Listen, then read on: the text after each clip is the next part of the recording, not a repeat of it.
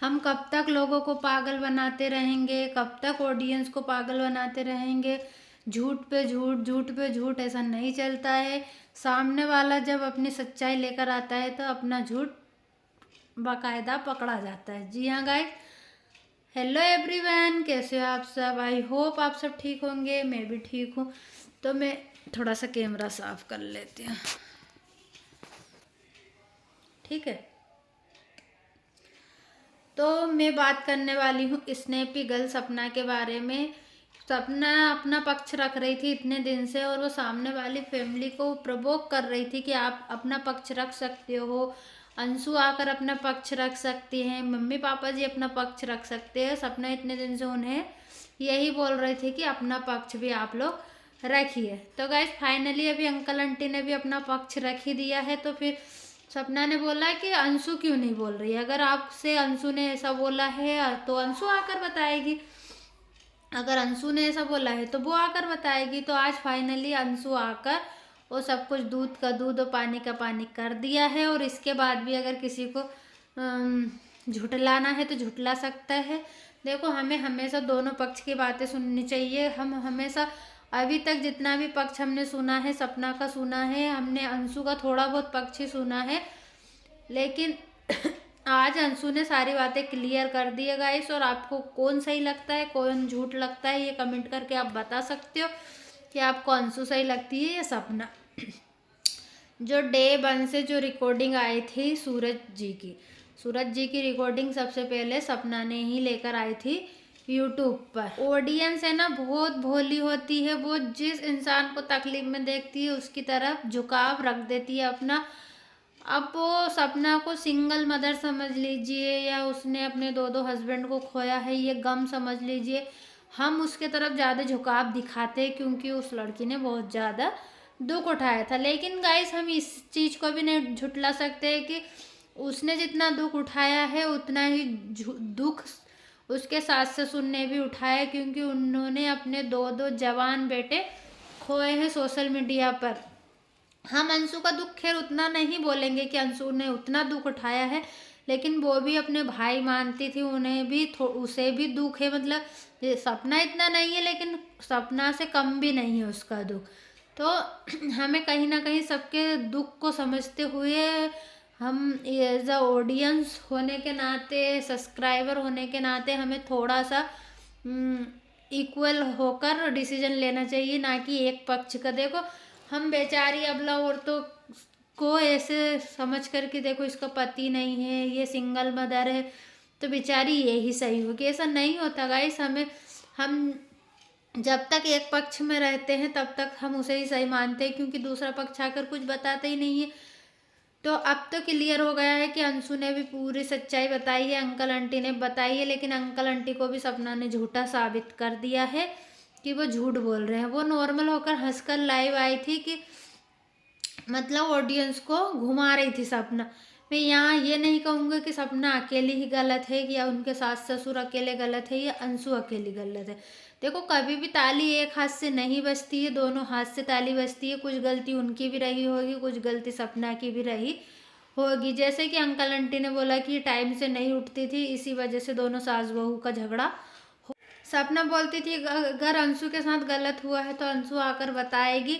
देखो, जब तुमने अपने सास ससुर के ऊपर एलिगेशन लगाए थे तो तब तुम अपने आप को सही बता रही थी, और जब अंशु ने आपके भैया पर एलिगेशन लगाया है तो आपको वो गलत लग रही है कि ऐसा नहीं था, मेरे भाई ने ऐसा कुछ नहीं किया। तो सब अपने अपने को सपोर्ट करते हैं, चाहे वो सही हो या गलत हो। अंशु ने आज सारी बातें यहाँ पर ये क्लियर की। एक तो उसकी पीठ का जो मांस फटा था वो सपना ने उसे मारा था, ये उसी से फटा था, ये अंशु ने आज क्लियर कर दिया है। तो क्या तुम उसे अपने पास रखने के लिए उसे डराती थी, धमकाती थी, पता नहीं क्या करती थी भैया। तो अब सपना ही जाने है, सपना का वीडियो आएगा तो हमें पता चलेगा। खैर सपना ने तो इनकार किया था कि मैंने नहीं मारा है, लेकिन अंशु ने बोला भाभी ने ही मारा था। दूसरी बात, सपना ने जो अपने ससुर जी पे इल्ज़ाम लगाए थे कि उनकी गंदी नज़र थी, तो इससे भी अंशु ने साफ साफ मना कर दिया है कि पापा जी की मेरे पे ऐसी गंदी नज़र नहीं थी। अगर भाभी की ऐसी सोच थी, उन्हें ऐसा महसूस हुआ था, तो उन्हें अपने घर वालों को बताना था, अपने मायके चले जाना था, फिर क्यों टिकी रही वहाँ पर? ये बात भी सही है भाई, अगर हमें कहीं पर सेफ फील नहीं होता है तो हम पहले ही वहाँ से चले जाते हैं, ना कि इतना इंतज़ार करते हैं। ये बात भी अंशु ने क्लियर की। दूसरा, अंशु की चैनल पे 2 स्ट्राइक तो सपना ने दे दी है, तीसरी स्ट्राइक जैसे ही देगी वो चैनल डिलीट हो जाएगा। और अंशु ने एक नया चैनल बनाया है, उसका लिंक भी उसने बोला था कि मैं डाल दूंगी, जब तक चैनल डिलीट नहीं हुआ तो डाल देगी, नहीं तो फिर जैसी आना। तो अंशु ने बोला है कि आप रिकॉर्डिंग डाल देते हो और आप किसी से परमिशन तक नहीं लेते। जो उसके ससुर जी की जो स्कूटी वाली रिकॉर्डिंग डाली थी सपना ने, उसमें उसकी फ्रेंड का एक नंबर लीक हो गया था, तो अंशु को स्कूल से निकाल दिया था सपना की वजह से। जो भी अभी तक अंशु ने नहीं बोला था सोशल मीडिया पर, अब बोला है उस लड़के स्कूल से निकाल दिया गया था। आप सपना कुछ भी रिकॉर्डिंग डाले, सामने वाला का भी थोड़ा सा ध्यान रखते हुए रिकॉर्डिंग डालनी चाहिए, ना कि ऐसे। जब आपने कल रिकॉर्डिंग सुनाई कि अंशु के माता पिता को उसकी फिक्र नहीं है, भाई कोई कितना भी जता ले कि हम उसके माता पिता से ज़्यादा फिक्र करते, माता पिता कुछ भी बोल लेते हैं लेकिन वो अपने बच्चों की सबसे ज़्यादा वही फिक्र करते हैं। और ये कहीं ना कहीं अंशु जानती है, भले ही आप उनसे कितना प्यार कर लो, आपका प्यार यहीं रहेगा, उसके माता पिता का यहीं रहेगा। तो अंशु ने एक बात ये भी क्लियर की कि मम्मी को जो चोट आई थी, उन्हें यहाँ पर खम्भे से मतलब सिर टकराया था, पूरे मुंह पे नील पड़ गई थी, हाथ पे नील पड़ गई थी, और आप कैमरे में बैठकर ऊपर देख रहे थे, और ये सब कुछ आपने ही करवाया था किसी के द्वारा। आपने वो तो नहीं बताया। आपकी गाड़ी का जो कांड हुआ है अभी, आपकी गाड़ी कहाँ है, आपने वो भी नहीं बताई। आप और सारी चीज़ें बता रहे हो, तो आप ये भी रखिए। अंशु ने ये भी कहा कि आप जब छोटी छोटी चीज़ें एक एक पॉइंट रखते हो तो आप पूरा पॉइंट रखिए ना। जिस दिन अंशु के पापा और उनके मौसाजी सपना से बात करने गए थे, तो सपना ने उन दोनों के बीच में जो बात हुई वो तो नहीं रखी। सपना ने अपने ससुर पे एलिगेशन लगा दिए, वो रिकॉर्डिंग करके सपना ने डाल दी। तो अंशु कह रही थी जब मम्मी और जो सपना की सास और उसकी माँ से सास है ना, वो बातें करती थी तो सपना उन लोगों की रिकॉर्डिंग तक रखती थी। उनके ससुर जी किसी से अपना दुख शेयर करते थे, उसकी रिकॉर्डिंग रखती थी। मतलब घर में कोई भी अगर किसी से बात करता है तो सपना हर लोगों की रिकॉर्डिंग रखती थी। भाई ये तो अच्छी बात नहीं है, हम किस किस की रिकॉर्डिंग रखेंगे? और रिकॉर्डिंग ऐसे किसी की परमिशन के बिना उसकी रिकॉर्डिंग करना ये गुनाह है। और अंशु बोल रही थी कि मैं भी कर सकती थी रिकॉर्डिंग, आप अपने मायके वालों से जब बात करते। अंशु ने ये भी स्वीकार किया है कि सपना का जो भाई है वो अंशु को गलत तरीके से मतलब गलत व्यवहार करता था उसके साथ। जब अंशु अपनी भाभी के साथ वहाँ पर जाती थी वो रहने के लिए, तो उसके साथ गलत व्यवहार किया जाता था। तो अंशु ने ये बात सपना को बताई थी कि भाभी मैं इसलिए आपके साथ अब बाहर नहीं जाती थी, जब तक उनके दोनों भैया थे तब तक ऐसा नहीं होता था, लेकिन दोनों भाइयों के जाने के बाद सपना का जो भाई है वो अंशु के साथ मतलब ऐसा गंदी हरकतें करने लगा था। तो अंशु को ये पसंद नहीं था, वो वहाँ नहीं जाती थी और सपना को बोला था बाकायदा उसने, लेकिन सपना ने इस पर ध्यान नहीं दिया और अब बोल रही है मेरे भाई ने ऐसा नहीं किया है। तो भाई वो लड़की क्यों झूठ बोलेगी? अगर आप भी झूठ नहीं बोल रहे हो, आपने जो जो बातें बोली वो सही है, तो फिर वो अंशु भी जो बोल रही है वो भी सही है।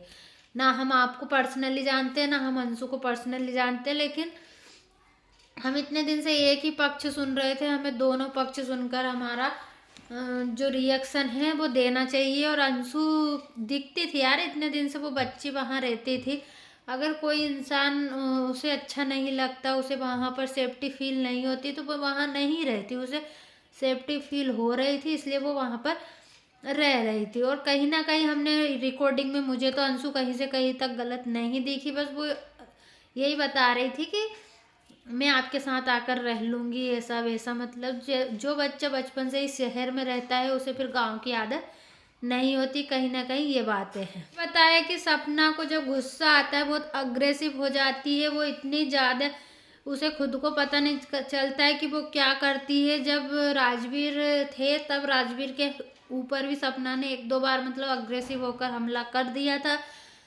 तो अंशु यही बोल रही थी भाभी अपना जो ये गुस्सा है, अपना अग्रेशन है, थोड़ा कम करिए, आप हर हदें पार कर रही है। देखो गुस्सा में तो हमने भी सपना को देखा है कि वो हर कुछ बोलती है, जो बोलना है वो भी बोल देती है, जो नहीं बोलना है वो भी बोल देती है। तो गाइस मुझे तो ऐसा लगता है कि सपना है ना, या तो ये व्यूज़ के लिए कर रही है, या उस घर से निकलने के लिए कि लोगों की नज़रों में मैं अगर नॉर्मली उस घर से जाऊंगी तो लोगों की नज़रों में मैं गलत साबित होंगी कि बूढ़े माँ बाप को छोड़कर चली गई है, तो उन्हें बदनाम करती हूँ और फिर उस घर से निकलूंगी और उन्हीं को बदनाम कर दूंगी और मैं बेचारी बनकर सारी सिंपत्ति अपने ऊपर ले लूंगी।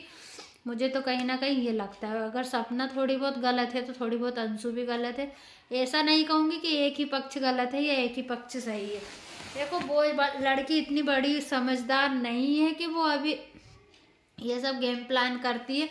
जिस अंशु को आप बेटी मानती थी, जिस अंशु पर आप प्यार लुटाती थी, आप आज उसी के खिलाफ हो गई। हमें तो आपकी तरफ से ही अंशु की बुराइयां सुनने को मिली। पहले अंशु ने नहीं लाई थी सोशल मीडिया पर कुछ भी, जो कुछ लाया था वो आपने ही लाए थे। तो गाइस मुझे तो ऐसा लग रहा है कि सपना बेचारी बनने का नाटक कर रही है और सिंपत्ति गेन कर रही है और व्यूज़ कमाने के लिए अपने सास ससुर और देखो एक ही इंसान सही नहीं हो सकता है कि पूरी दुनिया गलत हो गई और एक सपना सही है।